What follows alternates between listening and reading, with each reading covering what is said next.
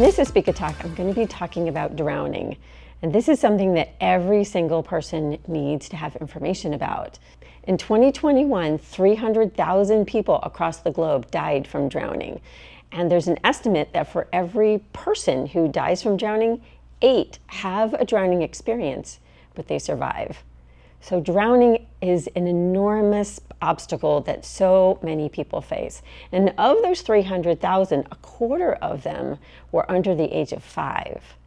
Drowning is a huge issue for children in general, but when it comes to children with autism, they drown at a rate 160 times greater than those who are typically developing. So if you are a family member of a child with autism, I cannot encourage you enough to seek out drowning prevention strategies. And yes, that does include swimming lessons. And I realize that there are parts of this world where swimming lessons are not so easily found. So I get that. Especially swimming lessons where you as a family feel welcome. I talk to so many families of children with autism, and they say that they go to their local place where all the kids from the area go for swimming lessons. But they get there and their child isn't necessarily welcome into that environment. And a lot of times that's because it's very overwhelming. I know when I was a kid, swimming lessons, I was in a pool with probably 100 kids in the swimming pool. My son would not have been able to get into that pool. He needed to have one-on-one lessons. And that's true for a lot of kids with autism, especially when they're young and they're just developing. You know, they haven't yet acclimated to those large, loud environments. And in case you didn't know this, sound actually travels on water. So even when it might sound noisy in a playground, times that times 10. And that's what you get during a swimming lesson when that water, when the sound, when the voices are bouncing off the surface of the water. And then we also have whistles, right? Because lifeguards have whistles. So it's a very sensory environment, really overloading sometimes for people on the spectrum. So we want to make sure that we set them up for success by finding that. Let me get back to the kids with autism. You know, we know that statistic. It was some research that came out of Columbia University in California that we know that they drown 160 times greater than typically developing kids. But the other thing is that's just based on what we know. And if we look at our overall numbers of drowning in children, most children drown under the age of 3. So 3 and younger. If we just look at numbers, full numbers. But when we look at autism, those numbers compound significantly beyond the age of that, so 4 and up. Just in the state where I live, so that's the state of Florida, last year, we had 105 children who died from drowning. If we look at those numbers, of those who were 4 and over, 60% of those children had autism and had that diagnosis. However, when we look at the younger ones, it's not as significant. And that is because, we believe, to a great degree, that it's because those children were yet not diagnosed. In case you weren't aware, the age of diagnosis continues to be, even with all the research that we have in this area, the average age of diagnosis of autism is still age 4.5. So we know, though, that there are physicians who can capture it earlier. My son, for instance, was 2.5.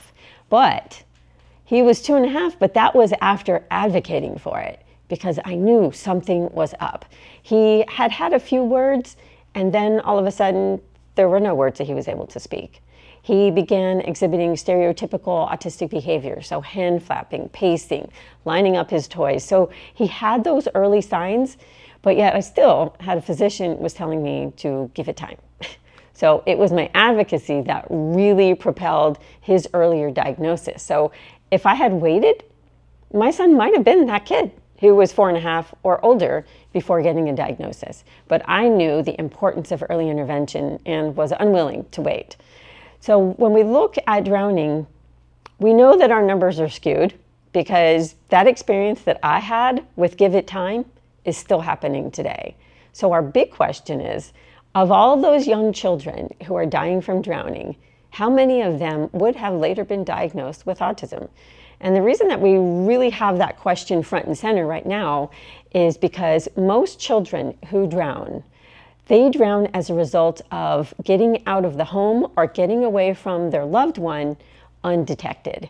And I don't know about you, but I know for me, I had many experiences where I would be doing something, turn for a second, and he was gone.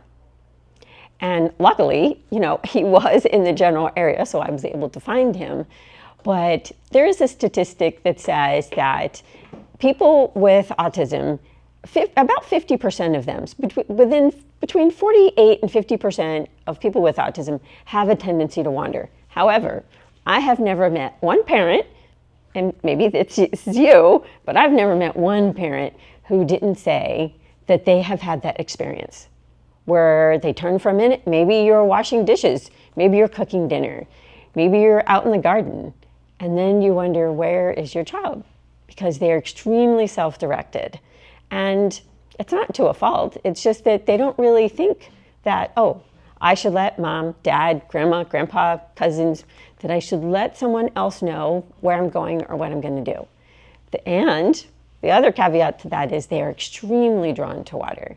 There is nothing else like water. There is no other experience that any of us can have that is similar to being in, and for most of us, enjoying the water. The way that light hits it and bounces off of it, the way that it responds to when you throw things in the water. When my son was young, we had a boat, and I don't know how many things we actually lost off of that boat, because he could often be found at the back of the boat going like this as he watched something go out of his hands and plunk into the ocean. And because he loved to watch the water respond to things hitting it. And so I think that not enough of us really considered that, because it just does this incredible thing when we hit it, when we drop things into it, and it's really cool, and it definitely will fulfill some people's sensory needs because it's just really cool. And the other thing is, most of us really don't notice it. I know that I don't unless I'm down under the water at about 6 feet, and that's where my ears will start to feel the pressure.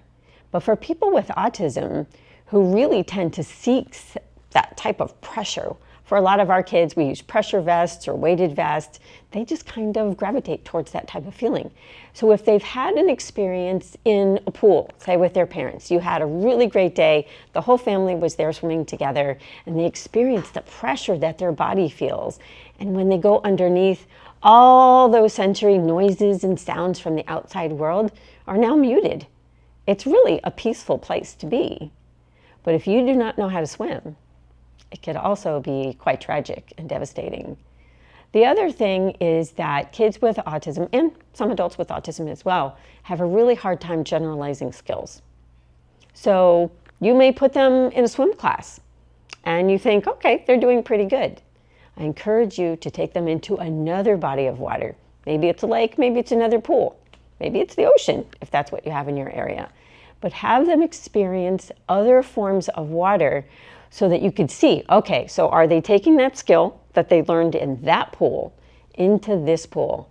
Because I have heard several reports actually where parents have lost their child to drowning, and the parent says, my kid had swim lessons. They know how to swim. But we know even when it comes to education, academics, reading and writing, it's not uncommon at all for a teacher to report that a child is reading in the classroom, but yet the mom says, I don't know what you're talking about, because they don't do that at home. So we want to make sure that we pay very special attention and actively engage in the swimming lesson. If you could be there in the water with them when they get the swimming lesson, that would be fabulous. But if you can't, because some swim schools don't like that, I encourage you to be in the area so that you can watch. How is the teacher teaching my child how to swim? So that you can then take those same skills into another pool and make sure that they in fact are carrying over those skills. And barriers, we have to have barriers. If you have doors on your house, which I assume that you do, you want to have door alarms on those doors. Do not ever underestimate the ability of a child to figure out how to get outside. I have talked to many parents who have multiple locks on doors and say that their kids are like Houdini, the magician. They are able to figure out all sorts of things. And, a lot of times parents of kids who maybe don't verbally communicate or are really struggling in school with the academics think that they'll never be able to figure out how to get out of the house. That cannot be further from the truth.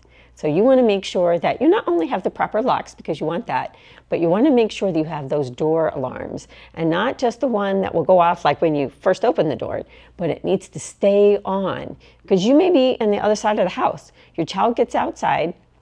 There could be a pool in your backyard. There could be a pool in the neighbor's yard. Because the one thing with kids with autism, they don't really tend to mind whose pool it is. If their focus is on getting into a pool, they'll go into a pool. I've actually talked to emergency medical services people, firemen, firewomen, who say that they get a call at 911 and the child is in a neighbor's pool without any clothes on. Because sometimes we teach kids, you don't go swimming with your clothes on. You're going to have your bathing suit on. So don't ever think that you think your kid's following the rules, but that doesn't mean that the neighbor's pool is totally off limits. And then where I live, there happens to be a tremendous amount of lakes, retention ponds, canals, and literally from my home, there is a pool in the backyard. There's a canal about 50 yards away. There's a lake about 100 yards away. And there's a canal probably about a quarter mile down the road, another one, a larger one. And the ocean is a couple miles away.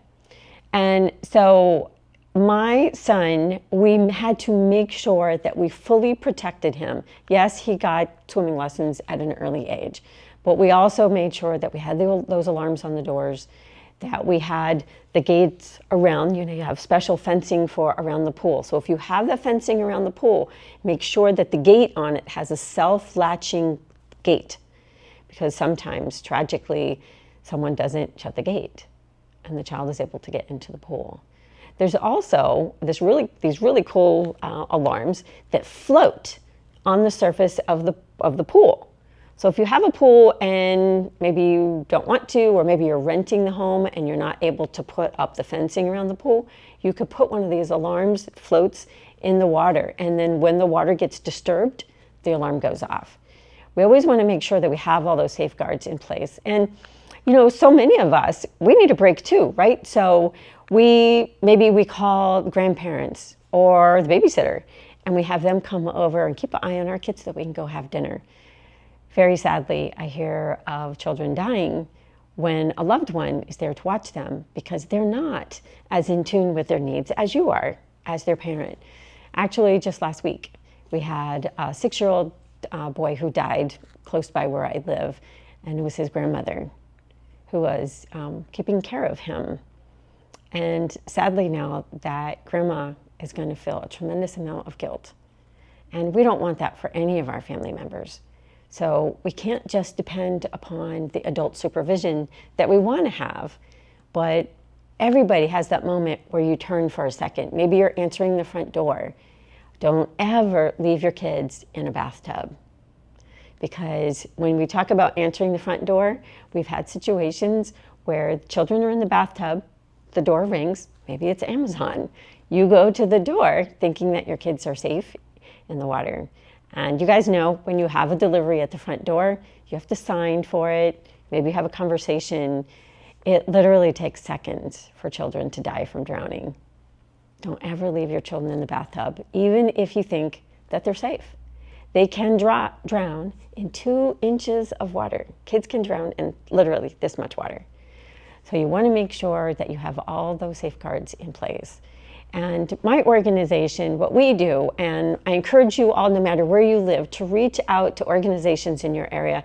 The World Health Organization has come out with a report, most recently, that really talks about global impact to drowning, especially on children, and how there are really great ways that we can not only work as families, but we can work together as communities on how to decrease drowning. We have actually seen a global reduction in drowning as a whole. Now, when they talk about drowning as a whole, though, we're also talking about adults. So we've gotten better in boat safety, in making sure that people are in their full capacities as they get behind, the steering wheel of a boat. So we've done a little better with that because there used to be many more drownings when it came to boating issues. So we've seen some good progress there. But yet where we've done better there, where the numbers are coming down there, our numbers of children drowning are going up. And back to where I started from, in really looking at autism, we believe that because of the delay in diagnoses of kids with autism, that it might sound really horrific that children with autism drown at a rate 160 times more. We actually believe that figure to be significantly above that 160 times. Because think about the children that we just don't know yet, that they do gravitate towards water. They really don't have great problem-solving skills to be able to figure out how to get to the side of the pool. That they sometimes are Houdinis or have a very limited level of fear in general. How many of you have had children touch the top of the stove? Because they don't really realize the heat that comes off of that. It's the same thing with water safety. They're not aware of the danger. They're not aware that you can literally lose your life by going into a body of water if you don't know how to swim. So we want to make sure that every possible safeguard that we can have is in place, no matter the age. And I encourage everyone, because I've met several adults over the course of really getting into this, which was probably about 7 years ago now, that don't know how to swim. And I always say, you have to be able to have those skills if you are going to help your children if they're in a moment of tragedy. Because talk about tragedy, if you have a child who's struggling in the water, you want to be able to jump in and save them.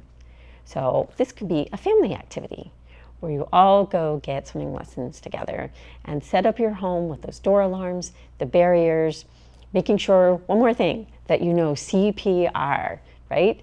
So how to respond. Because I don't know about you, but when I'm in a situation that I am freaking out, no matter what it is, all of those processes that I normally use in my head that help me with problem solving, those go out the window. So you do not want to think, oh, I got this, I will know, I will figure it out if I have to resuscitate my child during a drowning. Do not wait for that to happen. Make sure that you get CPR lessons, contact your local fire department, fire rescue, police. There are some really amazing organizations out there, the Red Cross, that provide swimming. There are really great first responders out there that offer free instruction to families on CPR and what to do in that emergency situation. The Red Cross is another really wonderful global resource that's out there. So I encourage you guys to reach out to them, find out what they have to offer, how to get connected with them. And if you are someone who really can't afford to be able to get those types of lessons, there are so many free options for you. And I'm sure that the Red Cross will be able to help give you some guidance so that you can get the tools that you need to save a life, whether that's your child's life, the neighbor's life, because we don't want anybody to be a bystander of an event like this and not know what to do and how to assist. We can really make a truly enormous impact on drowning across this globe if we all know a little bit more about the dangers, the extreme draw to water that many people with autism just have naturally, and know how to respond during that stressful situation so that we can help save a life. Drowning is preventable. We just have to know a little bit more about it.